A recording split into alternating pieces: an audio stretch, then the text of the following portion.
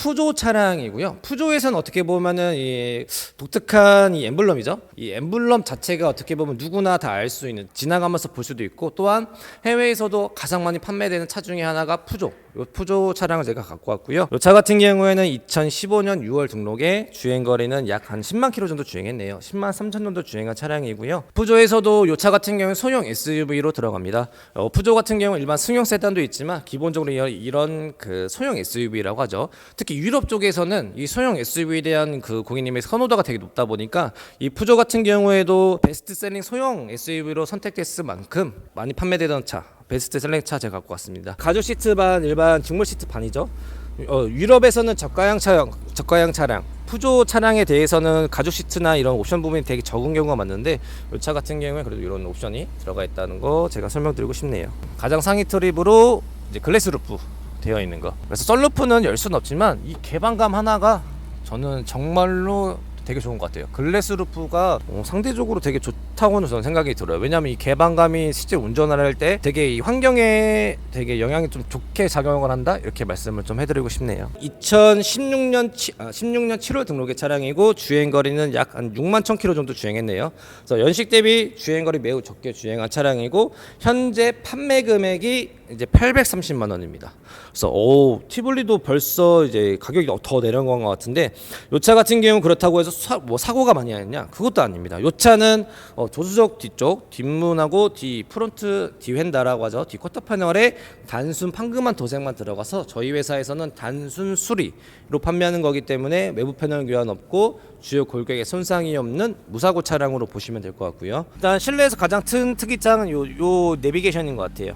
요 당시에는 이렇게 메리평으로 많이 들어가거든요. 그래서 비순정 내비게이션이 들어가 있어요. 그래서 아이나비 제품으로 들어가 있는 모습 보이실 것 같고요.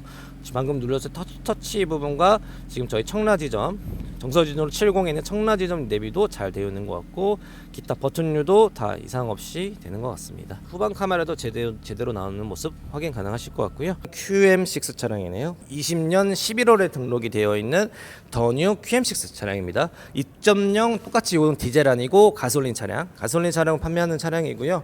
세부 등급은 볼드 에디션이라는 차량으로 저희가 판매를 하고 있고, 현재 판매 금액은 1,790만 원입니다. 지금 출고된 지 그래도 약 5년 정도가 지났는데 5년에 6만 4천 킬로밖에 주행을 안 했어요. 그래서 똑같이 연식 대비 주행거리가 매우 적은 차. 보통은 이 가죽 시트 같은 경우에 이런 이 포인트가 없습니다. 올 블랙인데 이 차 같은 경우에 그래도 노란색으로 포인트를 들어갔네요. 키가 있는 것도 되게 중요해요. 이 삼성 키가 엄청 비싸거든요. 그래서 키가 2개 있냐 1개 들어가는 것도 중고차 구매하실 때 약간 고려사항으로도 생각하시는 게 좋은 게, 이 하나 아마 삼성에서 들어가면 최소한 20만 원에서 30만 원 정도 하는 걸로 알고 있거든요. 그래서 이 2개 있는 것도 되게 장점이 될 것 같습니다.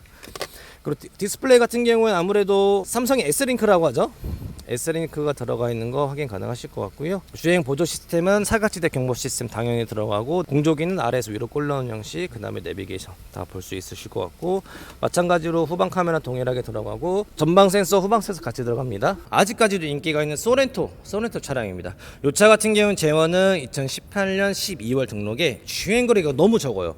현재 주행거리가 약 3만 8천 킬로 정도. 연식 대비 주행거리가 매우 적습니다. 또한 이 차 같은 경우에는 1일 신조 차량으로 전차주분이 지금까지 한 분이 쭉 운행하신 차량으로 보시면 되거든요. 그 말은 즉 이 차량은 처음 신차 출고할 때부터 주행거리가 1년 주행거리 매우 적으신 분이 간단하게만 이용하셨기 때문에 험하게 운전하거나 이런 차는 거의 아닐 것 같아서 전반적으로 상태가 되게 깨끗하고 괜찮을 것 같습니다. 이 당시 핸들 같은 경우에는 이제 사람이 유분기나 이런 열이나 손상에 대해 손상이 많이 되겠는데, 이 차 같은 경우에는 약간의 사용감으로 인해 약간의 반짝거리는 거 있긴 하지만 찢어지거나 손상이 없다는 점이 중요할 것 같고요. 이런 버튼류에 대해서도 심하게 깨지거나 사람 손때가 묻어서 지워지거나 이런 건 전혀 없을 것 같고요.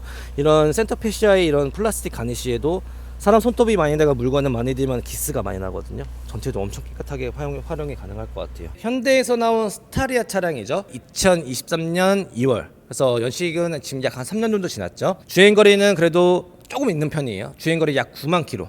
그러면 이 차 같은 경우에는 3년 1년에 한 3만 킬로 정도 주행했다는 차량으로 생각하시면 될 것 같고요. 세부 등급은 이제 2.2 디젤에 투어러 9인승 2륜 모던 등급으로 제가 설명해 드릴 것 같아요.